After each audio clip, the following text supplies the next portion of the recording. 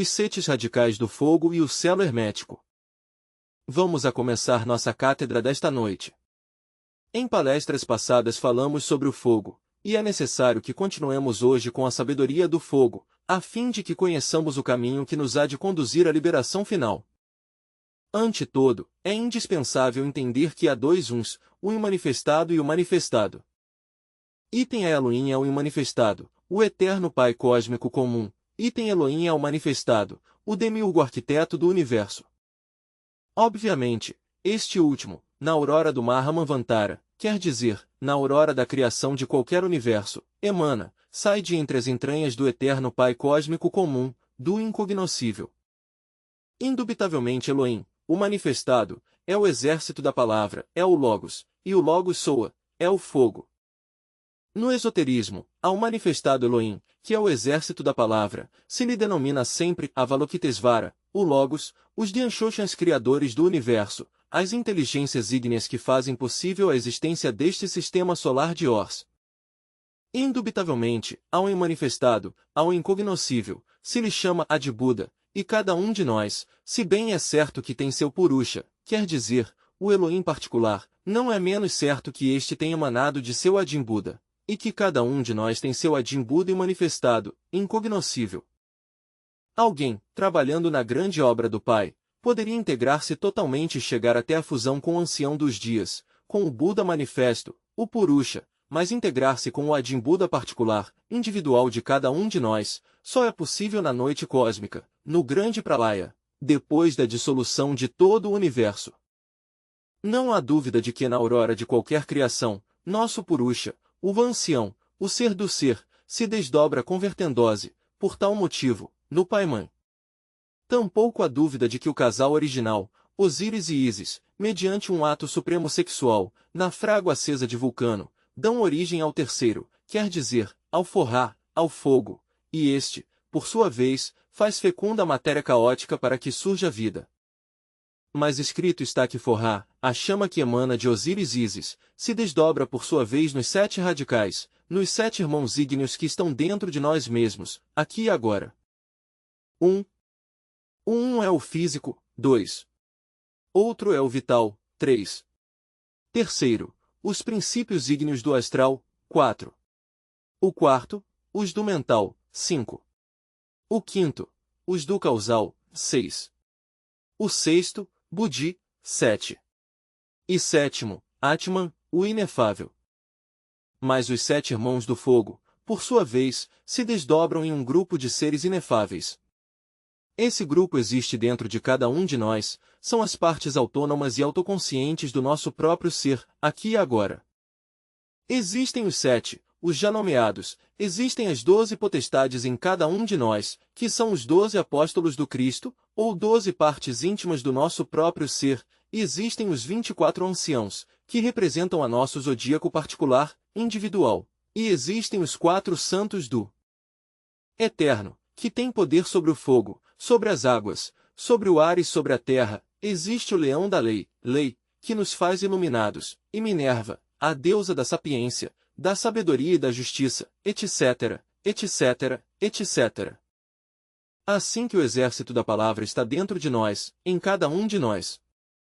Assim como está no macrocosmo, está no microcosmo, assim como está no microcosmo, está no macrocosmo, porque tal como é acima e embaixo e todas as leis do cosmos estão dentro de nós, e se não as descobrirmos dentro de nós mesmos, não as descobriremos, jamais, fora de si mesmos. Assim, pois, meus queridos irmãos, algum dia teremos que integrar o exército da palavra em cada um de nós, e haverá de integrar-se depois que se aperfeiçoe em cada uma de suas partes. Obviamente, cada uma delas tem sua herança, a herança perdida, a herança que advém do plenum da luz, mais além do tempo, mais além da eternidade. Quando cada uma das partes do nosso ser haja reconquistado a herança perdida, virá a grande integração, e então aparecerá Ananda em nós, a felicidade, isso é óbvio. Quero que saibam que o segredo da felicidade de Deus está precisamente na integração de todas e cada uma de suas partes aperfeiçoadas. Quão ditoso é o Deus interno, quando já se tem integrado! Disse-nos, com justa razão, que há 3 aspectos importantes em cada um de nós, Sati, o ser, Chit, a consciência do ser, Ananda, a felicidade do ser. Assim, queridos irmãos, se vedes alguma, transcendental e transcendente, de Osíris e Ísis advêm os 7 radicais do fogo, identicamente aqui e agora, da união do homem e da mulher, Osíris e Ísis, na frágua acesa de Vulcano, advêm os 7 radicais do fogo. O primeiro radical é a serpente ígnea que sobe pela espinha dorsal do nosso corpo. O segundo é a serpente que ascende pela medula espinhal no adepto, pela medula espinhal do corpo vital. Esclareço. O terceiro é a serpente ígnea dos nossos mágicos poderes que sobe pela espinha dorsal do corpo astral. O quarto radical é o poder ígneo que sobe pela espinha dorsal do corpo mental. O quinto poder flamejante é o que ascende pela espinha dorsal do corpo causal. O sexto é o que ascende pela espinha dorsal do Budi, a consciência ou alma-espírito. E o sétimo poder ígneo, ou sétimo radical, é o que ascende por Shiva Shakti. Inquestionavelmente, este último nos leva à maestria perfeita, este último é o Paramartha. Assim, irmãos, é como se consegue o desenvolvimento dos 7 radicais ígneos. Mas tudo isto vai por graus. Não poderia entrar o segundo radical, se o primeiro não tivesse entrado em atividade, e o terceiro não entraria em ação se o segundo não se tivesse desenvolvido perfeitamente. 7 são os degraus da escada de Jacó, e o que chega ao 7º degrau recebe o batismo do fogo, isso é óbvio. Mas, antes que tudo, o alquimista deve conhecer em forma íntegra o trabalho sobre si mesmo.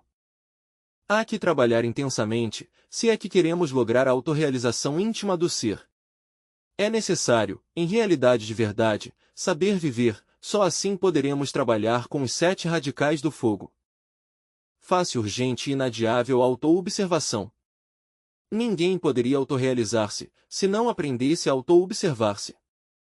Obviamente necessitamos, não somente aniquilar os elementos inumanos que em nosso interior carregamos, senão que também, ademais, necessitamos criar dentro de nós mesmos algo novo. Trabalhase com os 7 radicais ígneos, com o propósito de desintegrar os elementos psíquicos indesejáveis que em nosso interior carregamos, e de criar o que todavia não temos criado dentro de si mesmos. O fogo pode desintegrar, e também tem direito a criar e voltar novamente a criar. Estou lhes falando do fogo e da doutrina do fogo, e dos signos maravilhosos do Agni Yoga, o cristianismo puro e o budismo exato que vocês devem tratar de compreender. Quando um se auto-observa a si mesmo judiciosamente, descobre que se encontra dormido, que sua consciência, Chit, que é em realidade de verdade o segundo aspecto mais importante, depois do ser, está enfrascada em múltiplos elementos psíquicos indesejáveis, que necessita aniquilar. Evidenciar isso é dar-se conta de que se está dormido. Como poderiam dar-se conta de que está dormido, se não se auto-observasse profundamente? É necessária a auto-observação, só assim pode um dar-se conta de que está dormido. Quando um pode verificar, por si mesmo, o fato concreto de que está dormido, intenta então, judiciosamente, despertar. A consciência, Chit, deve despertar antes de poder gozar de Ananda, a suprema felicidade do ser. Mas isto exige vigilância extrema. É óbvio que se um se esquece de si mesmo frente a uma taça de vinho, termina bêbado. Se um se esquece de si mesmo frente a uma pessoa do sexo oposto, termina fornicando ou adulterando, cometendo crimes contra o Espírito Santo. Se um se esquece de si mesmo ante a um insultador, termina insultando. Quando um se esquece de si mesmo, comete muito graves erros. É indubitável que sempre vivemos identificando-nos com coisas e fatos inúteis, nos identificamos com tolices, talvez porque nos perdeu um botão, ou talvez porque perdemos o relógio, possivelmente quando nos lançaram um insulto, nos disseram uma palavra dura, bebemos vinho mais do normal, ou fumamos quando não deveríamos fumar. Nos angustiamos por qualquer tolice, porque possivelmente esquecemos colar o selo no envelope da carta que pusemos no correio e isso nos traz grande preocupação, ou não recebemos o dinheiro que necessitávamos receber para pagar a renda, e veio o dono da casa e nos fez uma reclamação um pouco forte, comemos e possivelmente se nos indigestou a comida ou o vinho. Enfim, são tantos e tão nímios detalhes que nos mantêm em sono constante, em total inconsciência. Sempre que nos esquecemos de si mesmos, nos identificamos com múltiplas tolices, com o que disse a vizinha, com o que disse o irmãozinho gnóstico, com o que disse a irmãzinha, com o que Cicrano afirmou, com o que Perencejo disse que Beltrano tinha dito. Vivemos identificados com todas essas ninharias, não edificantes nem tampouco dignificantes, não construtivas, nos enchemos de emoções negativas e a consciência se aprofunda no sono mais espantoso. Assim é como todas as gentes estão em estado de coma. Nos deixamos sugar a energia psíquica. A que nos pareceríamos? Eu digo que talvez a um coador cheios de buracos, esses que servem para coar o café. Por aí escapa a energia, por aí escapa tudo, a perdemos, e o pobre coador fica vazio. O meio ambiente suga nossas próprias energias e não as acumulamos, e ainda que trabalhemos, nessas condições, na nona esfera, na frágua acesa de Vulcano, é óbvio que não logramos, nessa forma e desse modo, criar o segundo corpo nem muito menos o terceiro ou o quarto. Para poder criar o segundo corpo, se necessita aprender a selar-nos hermeticamente, magicamente. O que se entende pelo selo hermético? Não permitir que nos suguem a energia, não esquecer-nos de si mesmos jamais, nunca, em nenhum segundo, em nenhum minuto, para não identificar-nos com as ninharias, com as tolices deste mundo ilusório. É óbvio que se não podem extrair nossa energia vital, esta se acumula no interior e como resultado surge o segundo corpo, o astral. Mas se todo o mercúrio da filosofia secreta permitimos que nos o extraiam as gentes que vivem neste mundo tridimensional de Euclides, então com que elemento vamos a fabricar o segundo corpo, ou o terceiro, ou o quarto? Certamente, pensava antes, que estes corpos se fabricavam automaticamente, com só transmutar o Ezio-Errai, o mercúrio dos sábios, quer dizer, o esperma sagrado. É que se me tinha esquecido que estes terrícolas todavia não possuem esses corpos existenciais superiores do ser.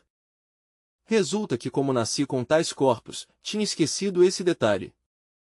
Refletindo um pouco, vim a evidenciar que enquanto os terrícolas se deixem extrair o mercúrio, com que elaborariam os corpos existenciais superiores do ser?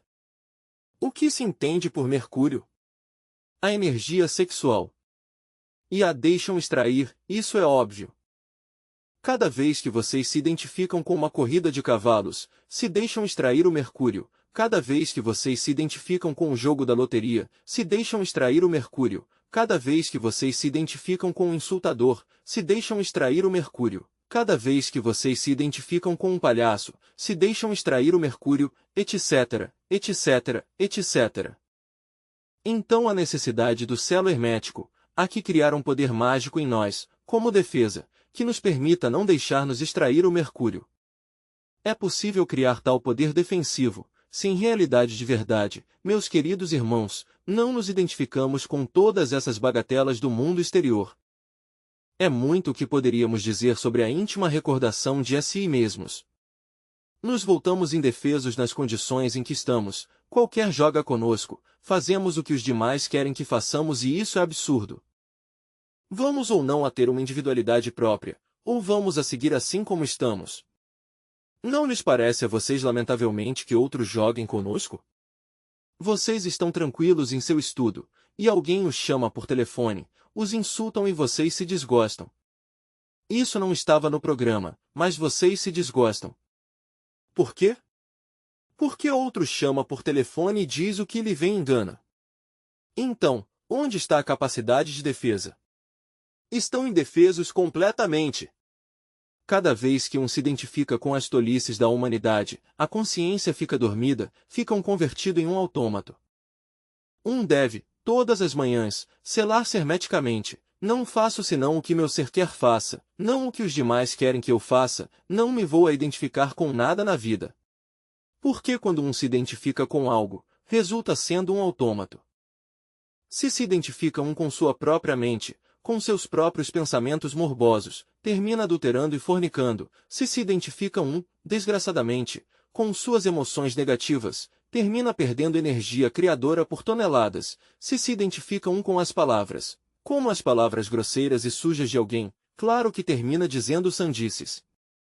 Devemos selar-nos, repito, cada manhã, e o selo deve ser constante, não identificar-se com nada, que não seja o ser, não esquecer-se do seu ser nunca jamais, nunca jamais, nunca jamais, porque o ser é o que conta, é o fundamental.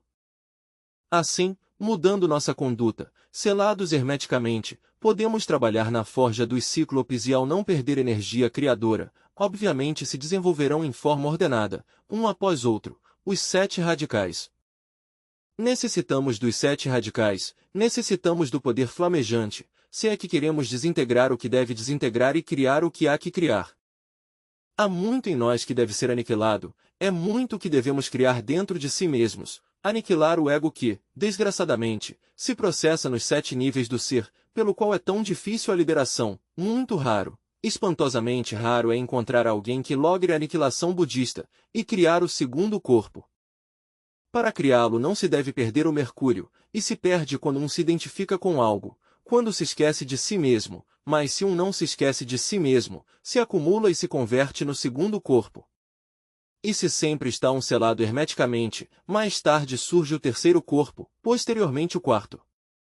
Quem chegue a ter os 4 corpos, físico, astral, mental e causal, recebe seus princípios anímicos e espirituais. Aperfeiçoar tais veículos resulta espantosamente difícil. Se requer não esquecer-se de si mesmo jamais, se requer um açoite místico a cada instante e a cada momento, não identificar-se com nenhum pensamento negativo, com nenhuma emoção negativa, com o que disse fulano, com o que cicrano afirmou, com as tolices do vizinho. Se necessita selar-se hermeticamente para não perder energia. Se assim procedemos, lograríamos converter os corpos existenciais superiores do ser em veículos de ouro puro. Mas quão difícil é aperfeiçoar os corpos existenciais superiores do ser. Muito raro é quem o logra, porque pesam, desgraçadamente, tudo na vida funciona de acordo com a lei de eterno Aptaparapashinok, a lei do 7, e os agregados psíquicos se processam, por tal motivo, em 7 níveis do ser. Há quem logram aniquilar seus agregados em 2 ou 3 níveis, mas quão raro é aquele que haja logrado aniquilar seus agregados psíquicos nos 7 níveis do ser. Mas dou a chave, o selo hermético, essa é a chave das chaves e se resume em não esquecer-se jamais de si mesmo, do seu próprio ser, para não identificar-se jamais com nenhuma circunstância do mundo exterior, é óbvio. Vivemos em um mundo terrivelmente doloroso, um mundo este, de matéria física. Muito é o que se tem falado sobre a matéria. Se lhe rende culto ao Deus matéria. Mas o que sabem os sábios materialistas sobre este mundo de matéria? O que é a matéria? Nós temos muitos conceitos sobre a matéria, senhores. Sobre a matéria física. Estudante. Mestre. Sim, pois cada qual tem seus conceitos sobre a matéria. Para este a energia condensada, que jaz na forma, para eles a matéria é um modo do movimento, um pedaço de, é outro modo do movimento se qualifica como matéria, e aquele outro modo de movimento se lhe dá outro qualificativo. Nada sabem os físicos, as consciências deles dormem profundamente. Sim, contudo, sentam dogmas sobre a matéria, mas não a conhecem. Declaram-se pontífices da física, e nada sabem sobre a física. Que poderiam saber, se lhe tem posto múltiplos, milhares de nomes à matéria, e que? Nomes, palavras, palavras e mais palavras. Mas, o que é um pedaço de ferro? E uma pedra? Em efeito, o que é aquilo? Definições da mente, mas o que é, senhores, o que é? Tomemos nós, na praia, um punhado de areia, poderíamos, acaso, contar com exatidão quantos são os grãos de areia, ou os que há em uns quantos metros cúbicos da praia? O que sabemos de um punhado de areia que tomemos em nossa mão, sobre sua substância íntima e sobre seus poderes secretos? Nada. Ainda que diga milhares de teorias, nada. O que sabem os físicos? 150.000 análises e chegam ao átomo e creem que as sabem todas. O que sabem os cientistas sobre os átomos, antes que o universo existisse, e como se comportavam os átomos e como se seguirão comportando, depois que o universo deixe de existir? Bem sabemos que os átomos também marcham dentro da sagrada lei do eterno Aptaparapashinok, a lei do 7, se processam em 7 níveis. Quem conhece, acaso, a constituição setenária do átomo? Em última síntese, está o átomo ANU, ele se desenvolve no caos. qualquer átomo de hidrogênio, qualquer átomo de carbono, ou de oxigênio, ou de nitrogênio, ainda que se decomponha e passe por múltiplas fases, em última síntese fica como átomo original anu, porque a lei é setenária, e o átomo anu é do caos, dali procede. Assim que os átomos, antes do universo, depois do universo, no caos, têm certas faculdades, estão cheios de atividades e de potências, que nem remotamente os físicos conhecem. Me atrevo a dizer, em nome da verdade, que os físicos são ignorantes ilustrados, tratando de sentar-lhe cátedra aos átomos, tratando de limitá-los em suas possibilidades, nunca suspeitariam como se comporta um átomo no caos. Nos falam da evolução e da involução, mas o que sabem os físicos sobre a reabsorção? As leis da evolução e da involução são simplesmente mecânicas, formam o eixo mecânico de toda a natureza, mas há uma terceira lei, sim, que se chama reabsorção. Assim que, em última instância, qualquer átomo, depois dos processos evolutivos e involutivos, se reabsorve no caos. E assim também os universos, não é que se esgotem, como pensam muitos, evoluem e involuem e em última síntese se reabsorvem no caos e então vem o grande pralaya, a noite cósmica. Dentro de nós existem processos similares, no microcosmo homem sempre se repetem os mesmos processos do macrocosmo. Temos um caos, muito nosso, cada qual o carrega. Existe o azougue em bruto, o mineral em bruto, refiro-me ao esperma sagrado, ao Exioerrai. Obviamente, aí está o caos. E assim como lá em cima, antes de iniciar-se a aurora do Mahamavantara, os mundos se encontram no caos, formados com um átomo primordial anu, mas com possibilidades de surgir a uma nova manifestação, quando o fogo criador os faça fecundos. Assim também, aqui embaixo, dentro do nosso microcosmo homem, o fogo fecundiza ao caos, a nosso caos particular, ao esperma sagrado. Aí estão os mundos particulares de cada um de nós, que formam e que formarão nosso universo interior, aí estão as possibilidades do segundo corpo e do terceiro e do quarto. Mas há que fecundar esse caos com o fogo, para que esses corpos ou mundos dentro de nós se desenvolvam e se desenvolvam. Tal como é lá em cima, é aqui embaixo. Aqui, a nós, nos toca fazer em pequeno, dentro de nós mesmos, o que o grande arquiteto do universo, o demiurgo criador, fez em grande lá, nos espaços estrelados. Em todo caso, há dois tipos de matéria ou de substância, esta que é cognoscível, que apalpamos, que estamos parados sobre ela, mas que em realidade de verdade os sábios a ignoram, ainda que hajam inventado multidão de teorias mais ou menos utópicas, e a outra, negativa, que está no caos. Os mundos não é que se esgotem, como pensa a ciência profana neciamente, não. Vão se reabsorvendo, depois de haver evoluído e involuído, vão se reabsorvendo, repito, dentro dos mundos superiores, em dimensões cada vez mais e mais altas, até ficar, por último, depositados no Mula Prakriti, quer dizer, no caos. O que é Mula Prakriti? É a substância primordial, original, e os mundos que existiram durante um Mahamavantara continuam existindo no átomo primordial Anu, dentro da matéria negativa caótica. Ali aguardam ao turbilhão ígneo, ao furacão elétrico, para que os ponha novamente em atividade, em um novo grande dia ou Mahamavantara.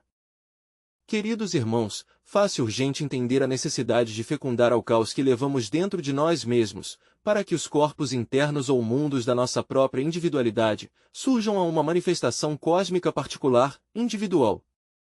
Assim é como chegaremos à autorrealização íntima do ser. Mas se gastamos torpemente a matéria fecundante, que é o fogo, que é a energia criadora, como poderíamos nós fazer fecundos a esses germes que dormem entre nosso caos individual? Como surgiriam à existência esses corpos existenciais superiores do ser? Vejam vocês como nímio detalhes, como são a perda de um botão, que nos inquieta e nos molesta por um momento, como tolices, como por nós, entre si, nos fazem perder força e nos esgotam, impedem que nós façamos, dentro de si mesmos, o que o grande arquiteto do universo realizou, fez lá em cima, nos espaços estrelados. Aqui, neste mundo, os cientistas, os senhores da física matemática, assim como estão, com todo o seu orgulho e sua soberba, nada sabem de nada, são ignorantes ilustrados. Bem recordarão vocês a teoria de Laplace.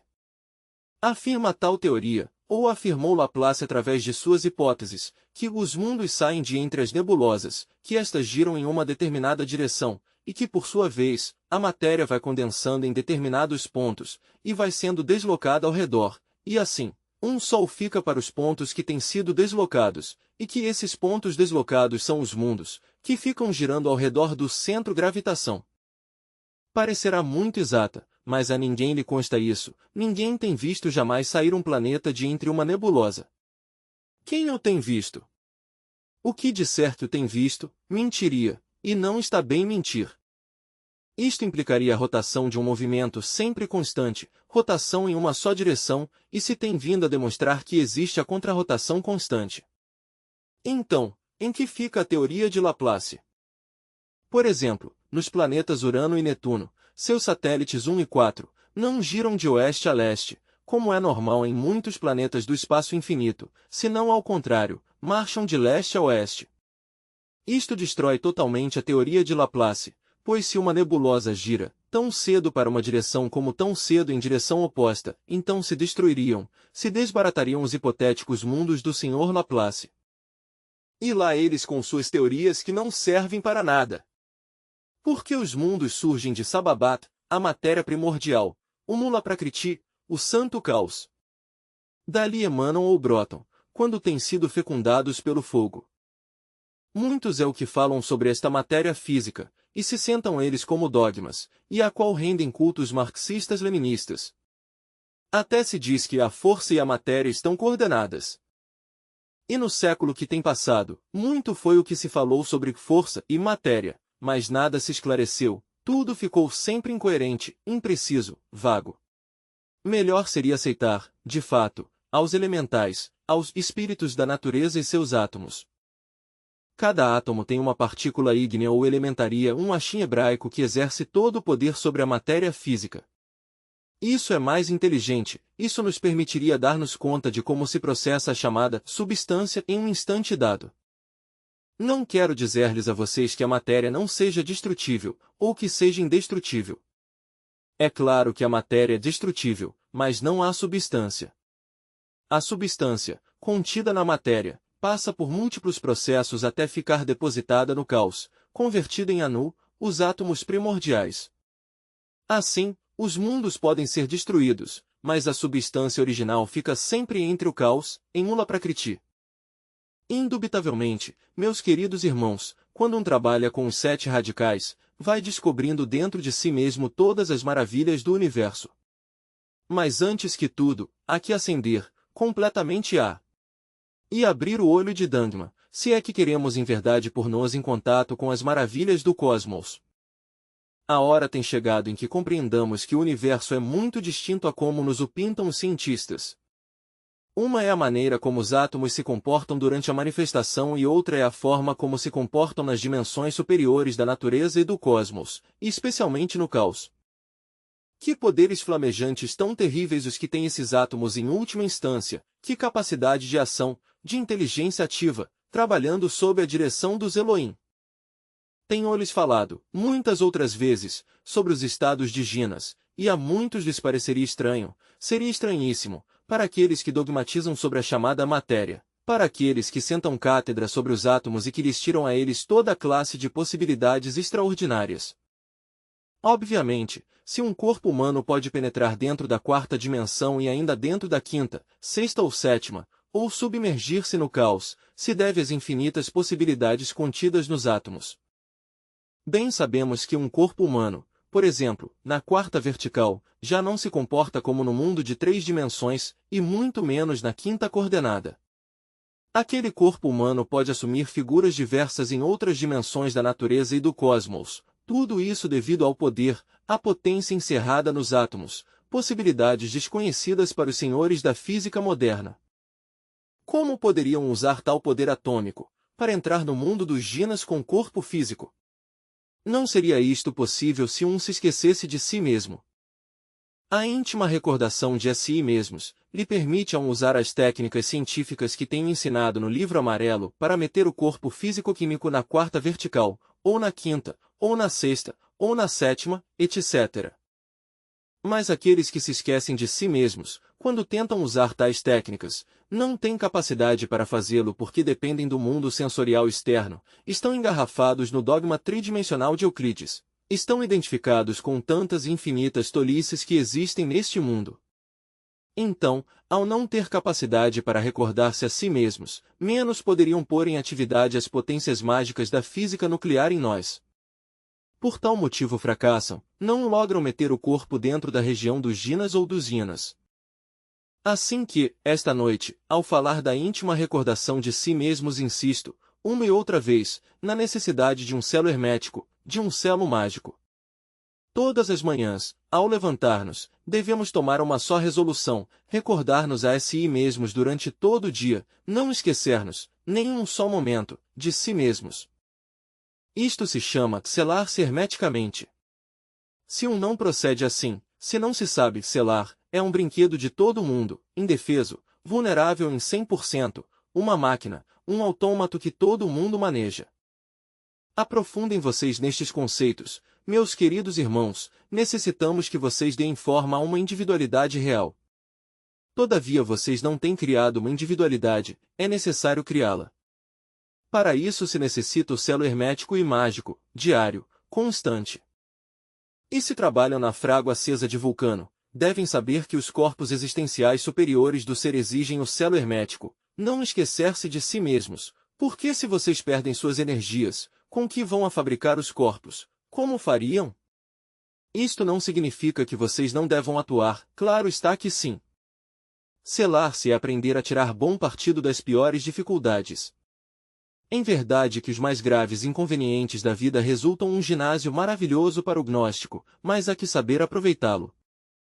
Até aqui minhas palavras desta noite. Paz inverencial. Se algum irmão tem algo a perguntar, bem pode fazê-lo com a mais inteira liberdade. Estudante.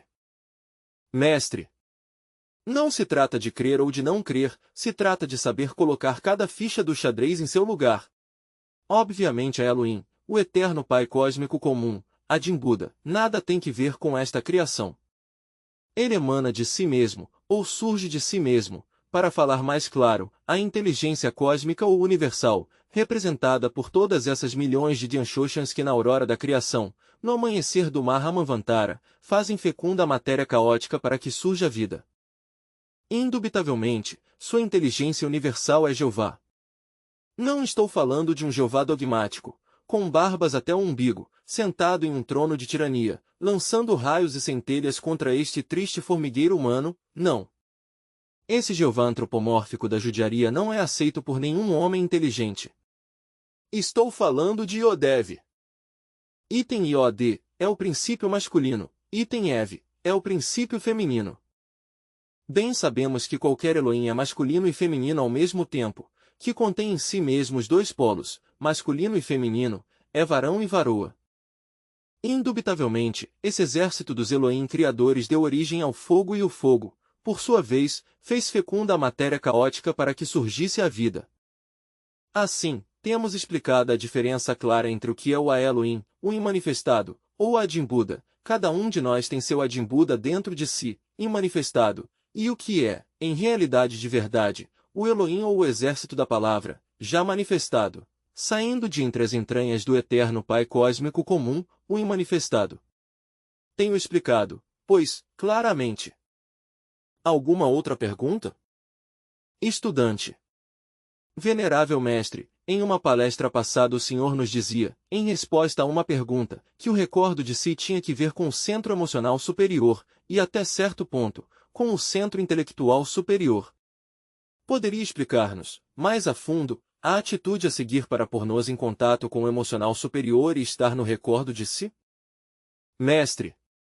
O recordo de SI, se bem é certo que está especialmente relacionado com o centro emocional superior, está também relacionado com todos os demais centros da máquina orgânica, porque se um se esquece de qualquer dos 5 centros inferiores, comete erros. Sim, um se esquece de si mesmo quando se identifica com algo ou alguém. Quando um não se identifica com nada, não se esquece de si mesmo, está selado hermeticamente. Assim, Pois, se bem é certo que o centro emocional superior é básico para a íntima recordação de si mesmo, não quer dizer que os demais centros devam ser subestimados na vigilância. O que é o que se necessita, especialmente, para não esquecer-se de si mesmo? Não identificar-se com nada. Se tu não te identificas com algo ou alguém, obviamente, teu centro emocional estará em plena atividade. Refiro-me ao emocional superior, como centro principal.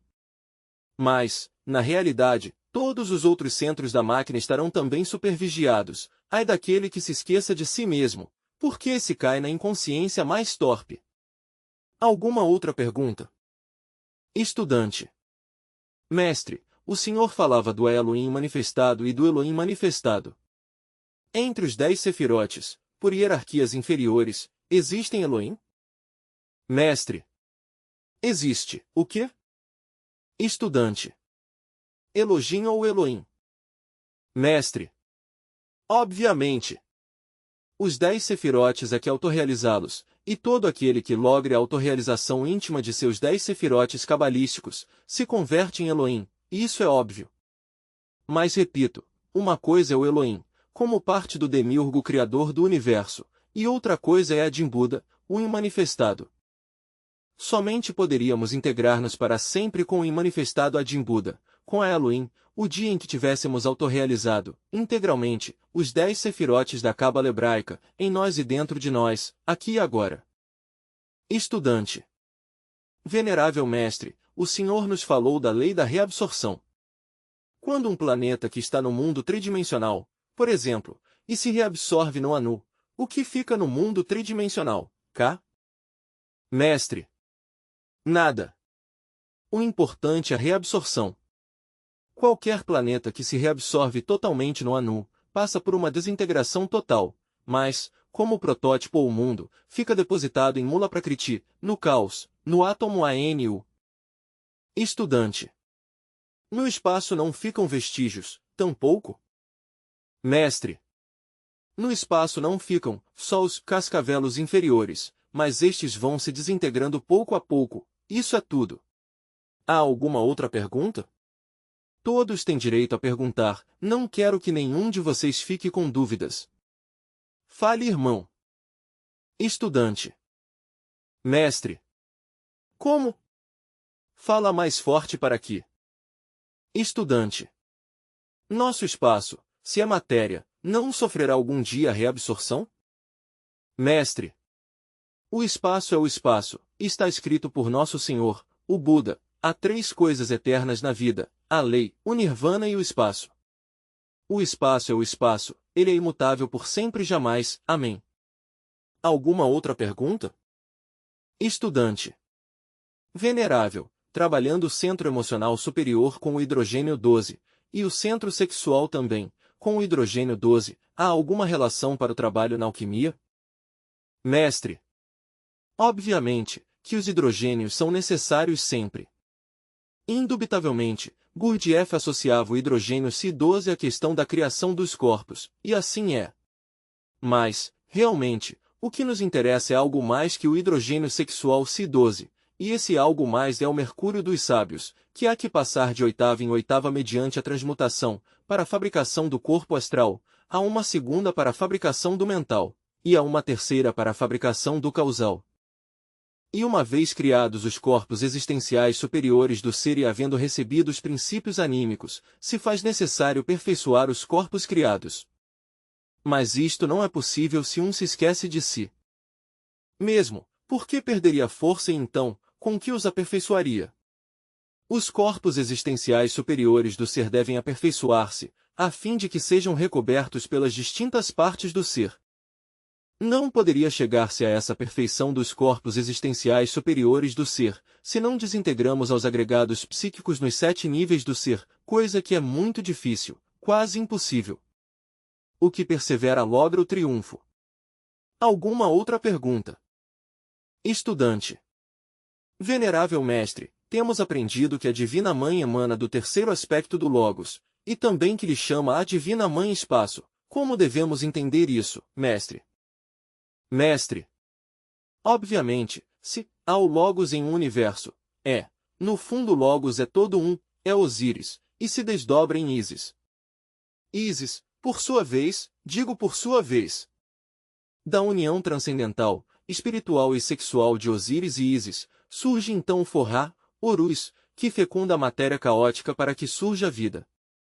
Mas Horus, por sua vez, se desdobra nos 7 radicais da alta magia e estes, por sua vez, se desdobram em outros 7, e em outros 7, e assim, sucessivamente para formar o exército da palavra dentro de cada um de nós. Distingamos, agora, entre Devi Kundalini e Shakti Maha Kundalini. Maha Kundalini é manifestada Prakriti, a eterna mãe espaço, o caos que é fecundado pelo fogo para que surja a vida. Há que fazer sempre plena diferença entre Devi Kundalini e Maha Kundalini, entendido? A ver, que outro irmão quer perguntar algo? Pergunta. Estudante. Venerável mestre, verdadeiramente, desintegrando o ego nos 7 níveis, é possível criar o caos interior? Mestre. O caos interior não necessita ser criado, existe em estado eterno. Existe no homem e existe também no espaço infinito, e em forma cabalística se lhe poderia denominar o grande abismo, existente entre Bina e Chesed. Lhes falo de 2 matérias, 2 substâncias, em ambas fluem os átomos. Há alguma outra pergunta? Sim, irmão. Estudante. Mestre. Esses são os 7 corpos. Cada corpo está relacionado com determinadas coordenadas. A consciência, a ver, alguma outra pergunta? Se necessita, em realidade de verdade, meus queridos irmãos, estar vigilantes, de instante em instante, estar em atitude de vigilância incessante, para descobrir os agregados psíquicos que temos, trabalhá-los e reduzi-los a pó dos séculos, a pó cósmico.